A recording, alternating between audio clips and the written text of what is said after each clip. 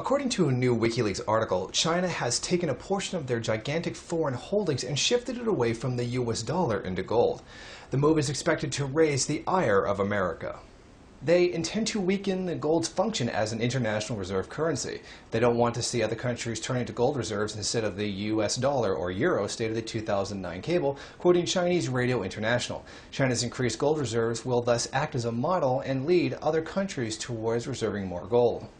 This move is being combined with China's plan to make its currency fully convertible for trading on international markets by 2015.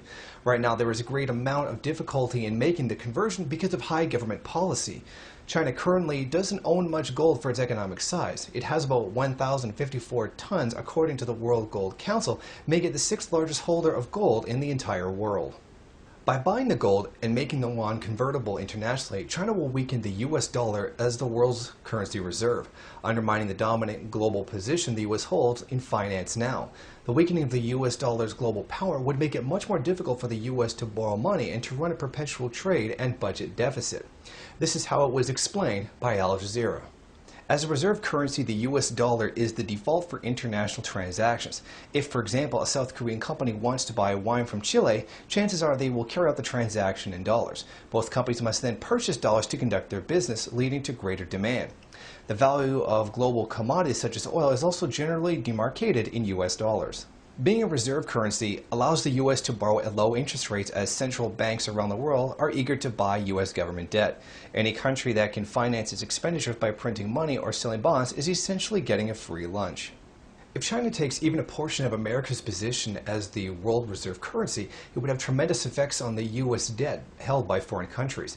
The American debt rating would begin to decline as the dollar had less strength. It would also mean that it would become harder for the U.S. to pay back the debt it already owes. This is a real danger that this could sink the U.S. dollar completely. This move by China, which does threaten U.S. interests, should not be unexpected. After all, they do hold $3 trillion US dollars in reserve, according to Xinhua news agency, and $1.2 trillion of US government debt as of June 30th, 2011, according to the San Francisco Chronicle. This is a very dangerous amount to hold. A default of the US dollar could potentially destroy the entire Chinese economy. China's reaction is excellent. Diversify the debt being held and increase the power of your own currency at the same time. By buying gold is the smart thing to do with American debt. As America reaches closer to outright bankruptcy, the value of gold keeps increasing. This gold is worth more than American money.